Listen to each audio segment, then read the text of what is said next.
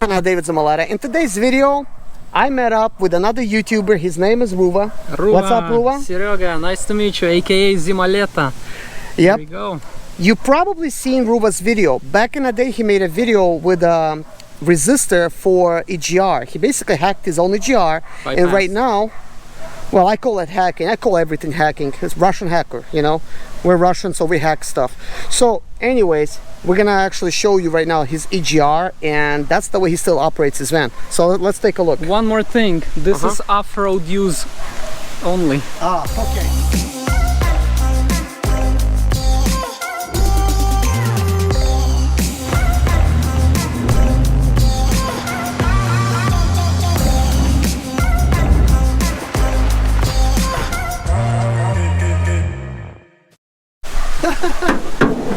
Alright, so as you can see, EGR right here. And it's not plugged in? Not plugged in, and it's right here. So I don't know what to do. Should I unwrap, or can we Don't link worry. the- Don't unwrap it. We can link the video. No, how I'm to gonna do it, actually huh? stick it over top of this video. Beautiful, I love it, I know love it. I'm going to bypass this freaking EGR. So first what you wanted to do is remove the connector. 2.2 kilo ohms, half of the watt resistor. Got a tape and the current source. Take a resistor and create the shape. And after coffee. Okay, so we're going down, down, hold it, and up, like that, up, like that, strictly professionally. Okay, and people always ask me, what terminal should I put? If you look at the connector, see one side is flat and another side is a little bit rounded. So we are counting from the flat, from left to right. One of the terminal is empty, so second, third and fourth. We only using the third and fourth, closest to the rounded side of the connector. So resistor is in. Okay, so this is first layer of tape. It's gonna protect from the rain, from water, from dust. Second layer. We got the third layer.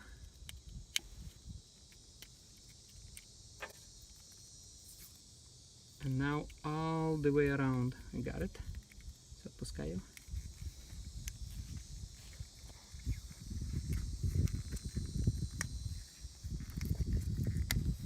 Suspend anywhere. I wouldn't suspend here to the motor, a lot of vibration going on. Get yourself a zip tie or some kind of wire.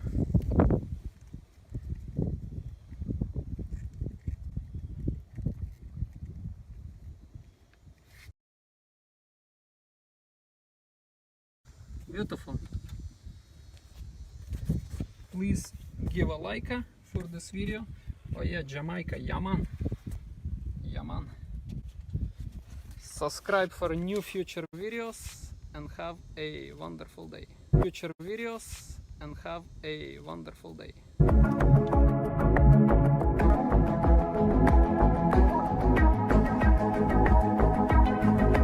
And one more thing. You know, some people think that the engine takes a lot of oil. It's not that. Right here, filter, when it goes bad, and sometimes it goes oil all the way here and into turbo. So what I did, look around. Oh, look back. at that! Yeah. Oh, that is smart. And the sensor right here, people asking me, what do you do with the sensor? Well, you kind of put it right here back to the sensor, and when I unplug the sensor, it doesn't do anything. It's not even a sensor. I had no idea what it's in there. It's not even a valve, nothing. But before... So what is this really doing? Because I know it spits some oil out. It spits, but it stays here. It kind of stays inside of the Only pipe. fumes go back. Because what I did one time, I took the hose and put it behind there, but once you're in the traffic, all the fumes coming back to you and you smell the fumes. But this time it goes back to turbo. Maybe some of the oil goes here back, but not as much. So as soon as you turn off the engine, oil goes back here. What is the secret keeping this engine so clean? It's called the car wash. Car wash? You actually wash it in here? Yeah. Oh yeah. Degrease it, wash it, and then you want to drive right away. You have no problems? No. I see you don't have a plastic cap on here. Yep, I do not. I keep mine off. Nope, take it off. We probably do it for the same reason. Take it off, yeah. First of all, it cools down the injectors. Cools down the heads right here, the electric ones. And second, every time when I, pick up my hood, I look at right here, no leaks or fumes, I already see something interesting. Where'd you get this return line? This one, it's I think eBay. You actually got this on eBay? Because I see this is not original. It's not, but I love it here because it's metal. It's metal, yeah. Did you know I actually bought mine at Mercedes? It's metal as well. Really? Because it's plastic on the Dodge. Well, one thing that I kept original O-rings, like a little seals there, because this one aftermarket did not want to get in. Well, so I changed it quite carefully. So sometimes it's what you have to do. Yep. But I'm surprised how clean it is. Mine are not this clean underneath. I'm afraid to really wash them. Serge, show one more thing that I recommend. As soon as you buy this, I don't know if it's light enough. Oh, it's gonna be. Beautiful. Right here, you see that? Like a resistor, resonator, or what it's called, a turbo resonator. Turbo resonator? Yeah. From here, Serge, you can see it. From here. See it right here. Throw away that resonator and put it. Put a metal one. Yeah. I use a metal one. Metal, that's it, no problem. I already have almost, I don't know what, 6, almost 7 years this printer, and I love it. And the K&N filter only wash it like after 60,000 miles. K&N filter. So that's that. Do you use a K&N cleaner, or you have your own way of doing it? Oh yeah, Canon. So you routed some wires on the inside? No. Yeah. So this. So you got a wire over here. So you have something on the inside. Second battery. Oh, you have a second. Yeah. I have a switch to second battery. One more thing, Serge. Show them that I do not have the fan. You do not have the fan. Yep. I have the what is that? Как он называется? Different fan, electric. I have an electric fan. So you mounted an electric fan right in front. Does it automatically come on? Nope. Oh, I see you have wires here. I got a switch for it. There is right here.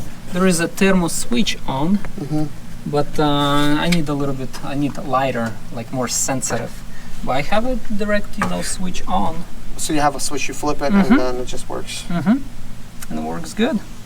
So actually this... You're not the only one to do that. I've seen somebody else that did that. Yep. Another mechanic. One thing, there is a downside about it. If you're in the traffic and you forgot about it, that you might climb a little bit, but this fan right here gonna kick in, and you will automatically turn the switch on, and that's it, But that's summertime and in Texas. Well, southern states. Now soon winter gonna come up, and just gonna be glad. Because even in cold, whenever you start, it seems like a semi-truck running, And it takes quite a bit of miles, out of your diesel. So that's that. Man, I'm so happy to see you. I'm happy to see you too. Thank you, buddy. That is so cool. I actually learned this trick from you with the resistor. I haven't got around to actually doing it. I was gonna say, this is the only reason why I actually opened the YouTube channel. Because of the resistor? Yep. Because you put that video up like 2 years ago.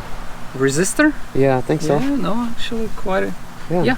At least 2 years ago. Because that's when I seen it, when you put it up. I had some phone calls, like from my friend from Kentucky, some people called me and be like, hey, somebody told me you bypassed the resistor. I was like, you bypassed the EGR, and I said, yep, but only for off-road purposes, Trying to be safe. You don't want to be too loud about it in Cali. Oh yeah. Yep, so that's that. And what's the sad part is, because once I paid almost like $400 for the EGR, then I learned the trick. And then I was like, I'm just gonna put like little immature video how to do it, and that's it. Well, where did you learn that? The what? How to do it? The resistor? Yeah. Online, some kind of Online? blog. Yes, somebody told me. Somebody said it? Yep, and I researched it, and I was like, you know what, I'm just gonna make a video about it. And then I made another video better, but seems like everybody, you know, Just watches the old one, the immature video. I think people like the amateur videos better. Like same thing with my channel. I have better videos, but everybody watches like my season 1 videos. Like when I first started, I have horrible music there. Hey, I speak with an accent. What accent? I actually learned how to speak English since then. There you go. I improved. There you go. Well, guys, I will leave a link to his video and his channel, so please subscribe to RUVA's channel, and because he's the only other person that I personally know that actually does anything that's related to sprinters on his channel. And of course I will show you at the end of this video what he actually did in his video. I'm just gonna basically copy and paste his video right into this video. Awesome. But can you tell us a little bit about how does it behave since you did this resistor thing? Like, what do you notice? Like, how does a little bit in like a better MPGs, not so much. Oh, really? Yeah. Not so much, but maybe like 7%. What do you know about the exhaust fumes? They're actually going inside of the engine, and it's actually making your oil dirtier. Have you noticed the cleaner oil at the oil changes? Because I know that this will actually make your oil dirty in sprinters because of the EGR. This right here, maybe the breather, because it goes straight. EGR too. Combustion. Yeah. It sends it back into the. I would not say. So like it basically, you know, burns it off inside of the engine. You know, I'm just gonna tell you this thing. If your EGR works and everything works, just keep it that way. Just keep it that way. If your EGR gonna take a dump in the middle of nowhere, well, if you're in a town and you have that $5 resistor, maybe even cheaper, then put it in and By the way, I'm gonna put a link up in the description below, guys. If you want to pick up exactly the resistor that you need, pick it up. Also, guys, subscribe to my channel if you haven't already. I keep forgetting to ask that because I'm actually going to make a video how I'm gonna do that to one of my sprinter, and we're actually gonna do some tests and figure out before and after how does it behave, because I do notice the difference whenever I do something. When you're driving, how quickly does it accelerate with this resistor? Just honestly normal? I did not feel any difference. It feels like you have the EGR. Yep. Because I think the biggest question that most people are gonna have is the performance, like how is it gonna perform? Because actually the biggest question is everybody asking, can we put this resistor to any cars? And I have no idea. You know, I would give it a shot. It's only a few dollars. I say yes. Yep. I think any car you should at least try. Oh yeah, definitely. I mean, it might be like a little different resistant levels. You just have to find out what works. My different project is going to be how to bypass the, you know, what is it, the CO2 or what is it, O2 sensors? The O2 sensors? Yeah. That would be awesome, because I heard if you can bypass it, gonna calculate something. Would you recommend that? I don't know, because that regulates your air fuel ratios. So if you're gonna turn it off, then you might need something electronic that helps you regulate it. Again, it comes to that point when it's all working, go for it. But if something, you know, like this one was a quick fix at the beginning, even though I had I was gonna sell that EGR valve. And just I kept. You just kept. It's a good EGR. You could technically plug it in. It's gonna work. You can put the old one as long as it's shut. You know, as long as it's locked. That's you want to make sure it's closed, because if it stays unopened, then it's not gonna work. No point. So that's that.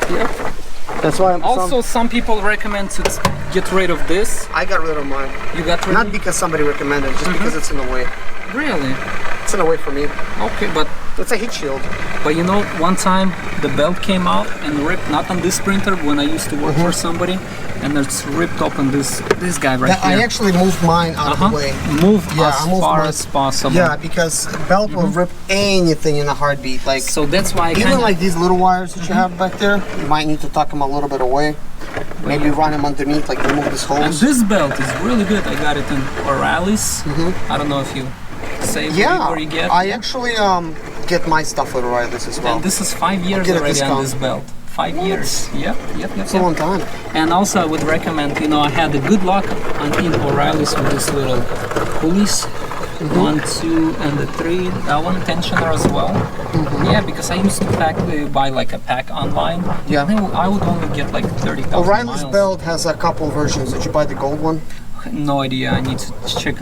You know, I need to check on the receipt.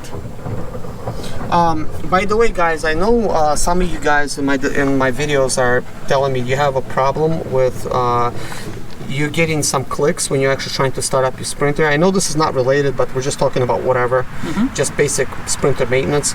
And here's kind of like what I recommend. Sometimes when you turn the starter and you key and you're trying to actually get your starter to turn over, what's going on is it creates a click. And maybe you already replaced the starter, so you know it's not the starter. So what is next? Well, a lot of times this negative cable, the short one, for some reason it goes bad. Like it seems like it's nothing to it. It's like $10. It goes bad. So I recommend the very first thing, replace it. But the next thing I recommend is, you see how he got this mounted right here, these type of wires? This is for a third battery. This is for a third one. Yeah.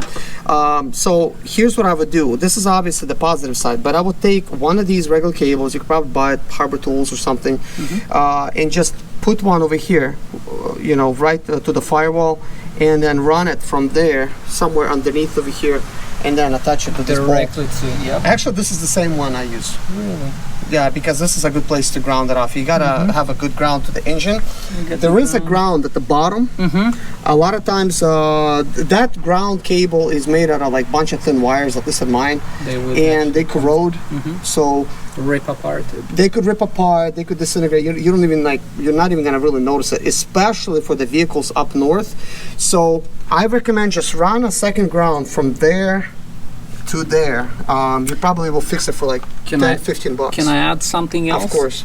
Okay, guys, see this wire, main wire. Oh, have you heard the stories, right? I haven't heard it. I made videos about it. Oh my goodness! Tell me one tiny. No, I have no stories about it because when I learned from somebody's mistake. This actually will left shut your van off completely when you're driving at low speeds. In Arizona, it will kill it. It will just kill it when you're driving, getting on a highway or just driving in really light traffic. It will make your van die, and you're gonna wonder why is it dying on me? My buddy was in Arizona in the middle of hot day. Yes. But thankfully he figured out the problem. What did he It figure will out? tear off, like right here. If you're not gonna zip tie it, yes, just gonna tear off, and mine it's gonna is grind. Zip tied. And a lot of times, here's what's happening, guys.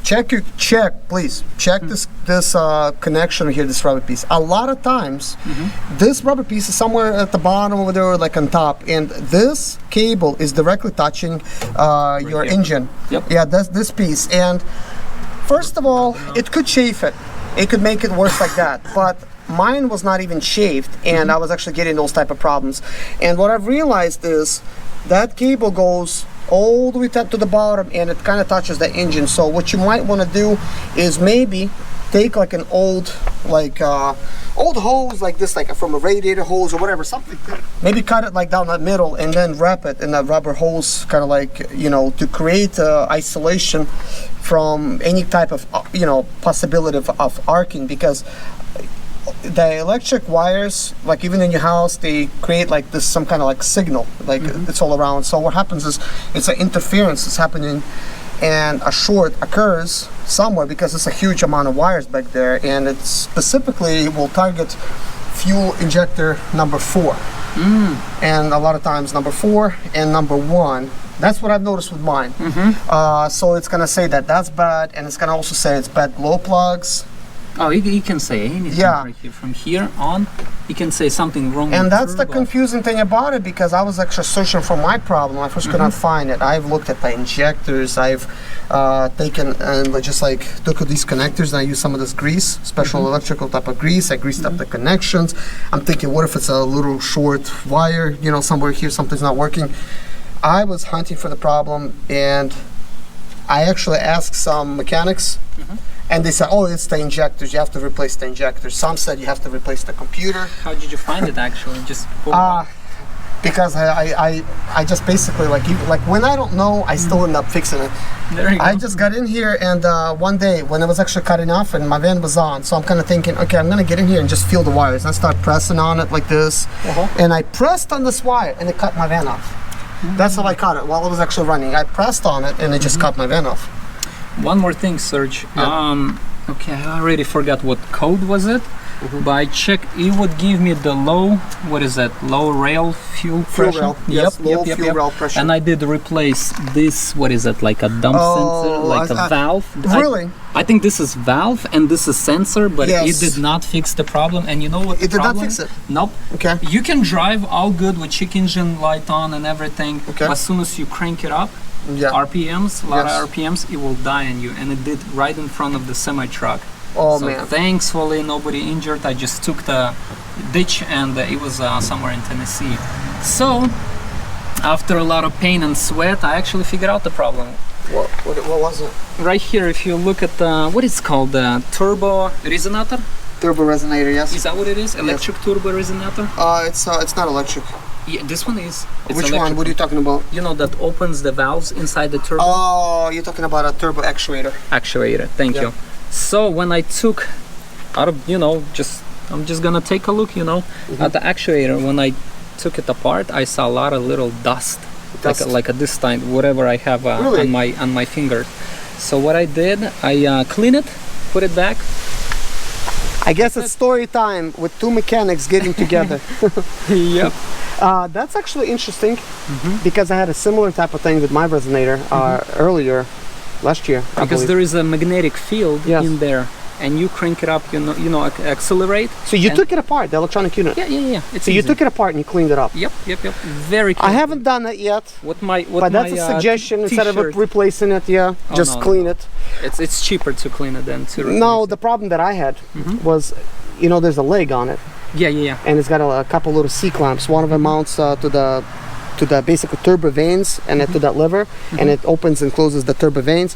Well, my leg on the electronic turbo actuator was actually stuck. What happened is the actuator was like working, but you know how like the way it works, kind of like the train, like that stick, like where the train wheels turn. Okay. That stick, and it just goes like round and round like that. That's the motion that it's sort of doing, except it does a motion like that and motion like that. Mine was not doing that motion, and basically the leg would just go like that and then back, up and down, because it was stuck right here, like right on the actuator portion. And the reason it was stuck was corroded. Corroded. It got stuck so bad, it literally welded itself. I seriously, I was actually working on it for like at least one day. I was soaking it at the same time in liquid wrench. I had PB blaster, and I had also some diesel in there, and I made my own mix, and I had transmission fluid in there. You put it on. I had some kerosene in there, and I had like you heard anything about the kerosene actually would work, just kerosene alone. Actually, it's the best penetrator. Regular vinegar will do it. But at the same time, it's kind of will corrode that if you're not gonna clean. Vinegar is actually used a lot of times for cleaning up the contacts and the electronics, especially where the batteries are, because sometimes lead acid batteries, they leak, these little ones even. And what happens is a lot of those electronics, like for instance, like your radar detector maybe, it stops working because it does not recognize batteries. Oh boy. So you use a lead acid cleaner to clean it up. By the way, guys, good times. all the time there's some kind of tips and tricks that I come up with, and of course through sharing of ideas as well, talking with other people that do similar stuff that I do. Sometimes we all learn from each other. Oh, here's a resistor. Yeah. Resistor. Lower motor resistor. This I would buy actually cheap ones, and I would put it, and they would. You think so? Yeah. Oh yeah. So you think this little piece actually goes out, not something in here? Just unless something like you will see like it's broken. Yeah, it's broken, but usually it's this, I don't know, like a $2 thing, and this one. I like that. Yeah, I like that. Yep. I actually have a professional machine for working with any kind of soldering like this for electronic components. But yeah, for like micro soldering as well. Sprinters could be like a blessing and a curse. It's a curse when you cannot figure out the problem, but once you figure out the problem, and usually it's a simple problem. It is. It is, and especially these engines. I already, oh my goodness, I don't know how many engines I've been working on, and my in-law would say, RUVA, you know, you can do it. What is that? With blind? No. Oh. How long you've been actually fixing your own sprinter? What's your experience like on this? Well, maybe I did fix before I was driving. Yes. So a little less than, yeah, about 10 years. About 10 years? Mm-hmm. Wow, quite a while. Yeah. Because since I was driving, I started like 13 and a half, 14 years ago. Well, once back you're in gonna 2007. drive Sprinter, you're gonna constantly fix it. Well, stuff was breaking for me. I took it to a mechanic. Yeah. And then before you know, it's like, oh, you know, your van shut off, because literally, like, my van shut off on the highway. Mm-hmm. I got charged $3,700. Okay. A month and a half later. Mm-hmm. It would have been okay if they charged me in a week. Yeah. But they could not figure it out. They replaced my starter, they replaced my fuel filter twice, they replaced the fuel line, and they replaced one injector. Mm-hmm. And they replaced my brakes in the back, even though I didn't ask them to. Goodness. Oh, they were bad. What about the headlight fuel? They fill it out? Oh no, they did not this time. They charged me $3,700. I was so disappointed to that point that I could not even like argue with them. I just wanted my Sprinter back. No. Because I was out of work for such a long time, just waiting for them. And at that point, I made a decision. I'm gonna fix it myself. I would not. I'm just gonna buy tools. No. Because guys, here's what happens. And not all mechanics are like this. And speaking of mechanics, even though, you know, I will say some information, okay? There's a lot of good mechanics out there, but some mechanics, they just want a job. They don't know what the heck they're doing, okay? But they know you don't know what the heck you're doing, and he knows more than you do, so he will tell you a bunch of mumbo jumbo just to get your business, okay? Yep. But really, he does not know what the heck is going on, and he's gonna park your Sprinter in the back, pick up other service from another guy that he knows how to fix, and then he'll pretend that he's working on yours for months at a time. That was actually what was happening to me. I had to call every single day, or at least a couple times a week. What's happening? You know, what's with my Sprinter? Oh, we're doing this. Oh, we're doing this. Like, what could you be doing all this time? You know? I mean, there is one faithful mechanic. Yeah. He lives in Idaho. Idaho. But I never saw him. Just kidding. Well, here's the thing. I'm actually will start accepting mechanical type of work from you guys. You could contact me through my email, and we could work out all the details, what's going on with your Sprinter.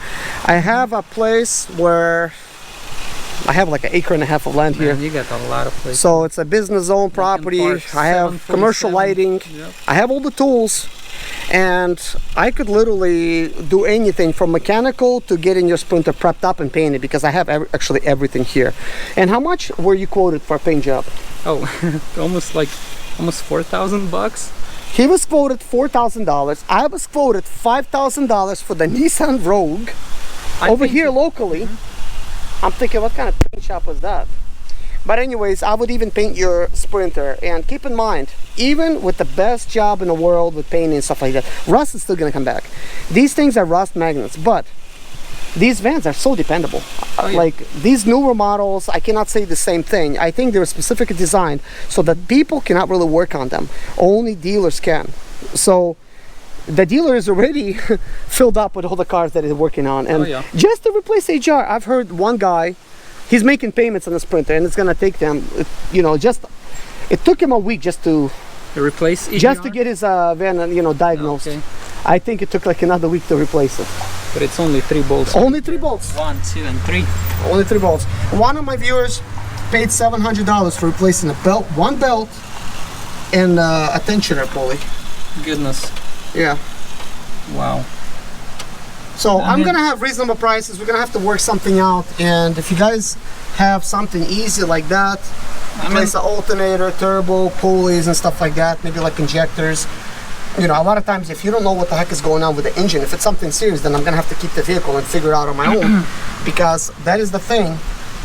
A lot of times there's doctors, but they're practicing, and you know, I have a lot of practice and I have a lot of parts to throw at it. If you gotta go to the dealer, you're gonna have to, they're gonna be throwing parts at it too, but you're gonna be paying for all those new parts. That's actually what happened to my friend. $5,000 later, and the check engine light's still on. He got his Sprinter back. And he paid. Yeah, but they actually charge him like I think like $7,000. You have to argue with them, and each time, oh, we think it's this. Will it fix the problem? See, unless we think it's gonna fix the problem. The technician recommends you replace it. Okay, go ahead and do it.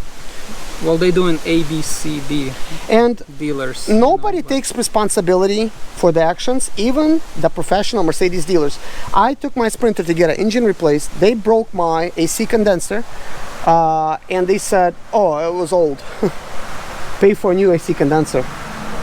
When they put it together, and I could not, like seriously, I could not really argue with them and get them to cover it.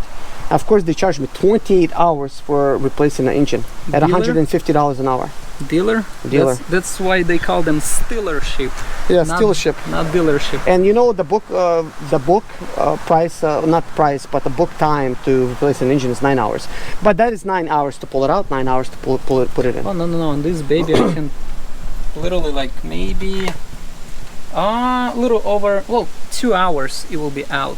The engine? Yeah, and I would maybe to put it back everything. But that's book. We're talking about old data book. No, for me. Yeah, for you. I would 2 hours it would be out, and that is actually really good. Maybe 4 hours because I will take my time to connect everything, check. Yeah. 4 hours to put it back. Yeah, definitely. So 6 hours will do it. Like when I replace the transmission, it only takes like really like 2 hours to do it. I drive right now with my transmission right here under my slipper because I have no idea when it's gonna take a crap. What? Yeah, because you're driving together with the transmission. Yeah, just in case if it's gonna go bad. He's like me, except I don't care transmission, but I care everything else. Well, let's say we go to Arizona now, load, and the transmission gonna take a crap in there, you know. I just need a bigger jack. That's it. I'm gonna stop by Harbor. I actually have a brand new one. There you go. Brand new one in my van. I should drive with the jack. Yeah, just keep it in the box. Yeah, I'm thinking just to replace it because I was gonna use the transmission because the transmission was under pine tree. Yeah. Somewhere in South Carolina, not too far from here, and I was gonna use it for 1 year. I need some kind of experiment, all that, you know, the transmission. Yes. And I ended up driving almost 6 years now on that transmission. Somebody told me that transmission already had almost 300,000 miles, and now you know, if you add that, I don't know, it's a lot of miles on transmission now. Have you replaced that transmission control module yet? TCM. I mean, no, not TCM. Excuse me. No. The conductor plate. Yes. You replaced it. Yep. That is like the easiest fixes that you could do, and it's gonna last you a while because that conductor plate causes problems. You don't have to replace TCM. And it throws the code. Just clear the codes. Not a conductor plate, but it's actually a little resistor in the conductor plate. Really? Yep. Well, actually, that of course is, I'm pretty sure it's true. But what happens is with the conductor plate, it causes a limp mode. It's because there's two magnets. You could really clean them up and just reinstall. Oh, you mean the speed sensors? Speed sensors, yes. Yep. So they collect all this dust from years upon years of accumulation that pretty much nobody's gonna open up the transmission, take a look at it if it's like still working. The way I say it, like don't fix it until it breaks or something, you know. Yeah. Well, at the same time, I just want to swap the transmission. But you want to service it to just, I guess, another video for my faithful subscribers. Yeah. That's what I want to do. Is just, you know, because the transmission that I have right now, it's only 100,000 miles. I bought it in Chicago and just driving with it. And I got a, what is it, torque converter. $500? No, I got it like for $300. Oh, $300. It's really good deal. That's a really good deal. Because I was thinking to because you got everything in there. You need all those extra parts. And I'm using the conductor plate and actually the whole valve body out of that transmission. I'm using. So whenever I'm gonna put a new one, I'm just gonna put back that conductor plate. So yeah, pays off already. Kidding me, 300. I should have actually used the tripod. Guys, you should see my setup. It is like bunch of metal, and it's like feels like 25 pounds right now that I'm holding. Oh my goodness, but it's beautiful. Look at that. You got the light, you got the second camera and all that. I'm just using my iPhone, and sometimes I will turn off the video and put it here, and you know. Well, I've been using my iPhone, but then you know what happens? I get calls and it messes up my video. I put airplane mode, and I don't care. My subscribers are more valuable to me. Even though only 2% of them watching my videos. So. Is some subscribers calling you? Well, Did they find your number? Yeah, they asked for my number. One guy actually from Canada even told me, and just to tell me, just kind of get rid of Sprinter. Oh, wait a minute. Was it Mason? No, I don't know. He's a Slavi guy. Really? Okay. He told me to, don't do Sprinter. There's another guy that watches my channel. He's a really awesome guy, and I told him about RUVA's channel, and he went and subscribed to his, because we all, as owners of Sprinters, I mean, basically we are learning from our own experience, and then of course if you guys are hands-on with your Sprinter, you're gonna learn possibly some stuff that we don't know about, but it's nice to actually share this information. You because wanna show anything, or are we done with this? I think we're done with it. Okay, well, you know how I started to do all the mechanics? Well, yeah, even from childhood I would love to take apart and Me too. definitely put it back. Me too. But I snapped my transmission, long story, but it was quick, on my Ford Escort when I was 16 years old, and I Really? swapped it from automatic to manual because I want to drive clutch. So you swapped it And to a then manual? Wow. Ford Escort 1994. I know those. I know that particular year. My mom had one. Yeah, they nice She for had a blue one. 16-year-old, but back then, light but blue. now. Yeah, it looked actually pretty good back then. Now no. Now it looks horrible. really ugly. Yeah. I mean, times have changed. And you kidding me? You look at the evolution of the cars. Yeah. They were at some point 70s. They were big, but then they became tiny I don't know cars. if you're in And now, yep. How many minutes? Almost 30 minutes we got. So yep. 30 minutes pretty much, and then we have another 3 minutes, and then plus I'm going to be adding some more to it. But I think it's going to be a valuable video, because this is one of the things that my viewers appreciate, is the insights, just like all this information, because sometimes it's just good to find out like a bunch of these little things and just like put it in your head. There's other information that we could have talked about. Is your engine closed? Yeah. But it's fine. Basically, mass airflow sensor right there that goes from your air intake, from where the air filter is, that mass airflow sensor. If that thing breaks or goes out, your Sprinter's gonna die. You're gonna basically turn it on and it's gonna die right away. So that usually is the cause of it. I know somebody that learned it the hard way.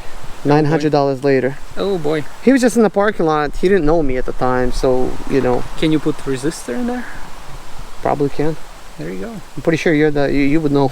Goodness. It's actually It's all easy. everything's with the resistors. Yeah. Because That's all it is. You just have to calculate the the current, the resistance, all that, and give it back to it. So yeah, everything. The thing about it is, here's the thing, guys. I know there's a project that I'm going to be doing, like with my Sprinter. I'm going to be doing an engine swap, and we are basically conditioned to be afraid of sensors. It's like sensor. But really, it's just a resistor. It has a certain like resistance on there. So when you add another computer or some kind of functionality to your vehicle, you could technically wire up something else to control those, resistors and those sensors separate from the rest of the computer. So that's going to control like one thing. Another thing, you could just completely replace your ECM. It's just that ECM is in there, it just already does everything. But if you want to do like some custom stuff and like a different engine, well, you just basically find a way through research and stuff, what resistance level this does and that, and just do your own thing basically. So I know that doesn't really explain a lot, but just to get rid of that fear, it's like, oh, this is a sensor. I remember when I took my van, 2007 model, when it was still brand new, just to get the brakes done at Firestone, and they called me back. They said, we can't do it. I said, why? They said, like, it's a Mercedes. I'm like, well, so? They're like, it's got sensors, brake sensors. Walmart wouldn't change my oil because they opened the hood, and on that valve cover, it says Mercedes. He said, I don't have a tool. I was like, I provide you with tool. And what kind of tool? To open up that filter cap. I was like, you kidding me? And then the guy came up to me, mechanic, he's like, dude, this is Mercedes, we cannot do it. I was like, well, I drove a little bit, and right in front of their eyes on the parking lot, I pull out my pen because it was too windy. I don't want all the oil splashes around the Walmart. And this time well, there was no splashes, but I changed oil in front of them. Really? Yep. And they'd be like, okay, so that's how you do it. Yep. It was like 5 minutes to do it. Yeah, it was too windy, so that's why I didn't do it.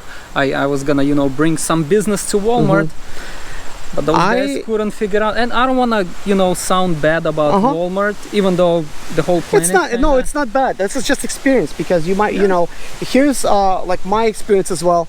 I took my Sprinter to Walmart to actually get tires replaced, and this was like back in the day. This is before my channel. They said they could not replace my tire like 4 hours later. Why? Because my valve stem was broken on the inside, like, you know, that piece you have to, you know, pull out. They could not get it out with their tool. They said, we need to, you know, have that. And I said, why don't you just cut the valve stem off? We can't do this, against our, you know, policy. I said, then shoot the tire, cut it with a knife, anything, you know, get the air out. It's like, you know, it is so weird like that they just could not do it. And then, you know, I ended up just doing it myself. And then recently when I got some new tires, they could not put them on for me at the Walmart. Because it's Walmart. Because they said it's against our policy to back the Sprinter in.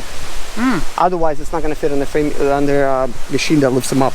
Well, I said I could back it in there. Like, no, you can't. Actually, if the machine gonna lift it up, they're gonna bend. Then it's they gonna actually did bend it. Okay. So what the guys should do, only two, you know, the what is that? 2 jacks. Yeah, actually one at a time. Yeah. Here and on the. That's actually what I was wondering, because I've seen the way those lifts are designed, and it seems like they're only designed to lift up. It has to be a special type of weight towards the front, because it's a shorter type of legs in the beginning, and then like longer legs. The guys bend because the longer ones, they actually bend it. They bend it, and I told them never.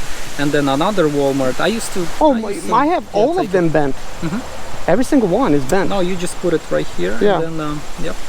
But again, we don't want to, you know, say anything bad about Walmart. Trying to keep it positive, but you know, chances are somebody that works there gonna follow it to code to the book, and then you're gonna have another guy in there that's like, hey, I've been doing this for years, I'm gonna do it for you, you know. So it all depends if the employees are willing to do it, if they know, like, if they're trained. And I think if they're not trained, they're gonna throw the book at you saying, oh, according to our book we can't do it. So a lot of times it's teenagers working there anyways. Sometimes you go there to shop and actually give them advices. Yeah. Yep. Yeah, I've done that many times.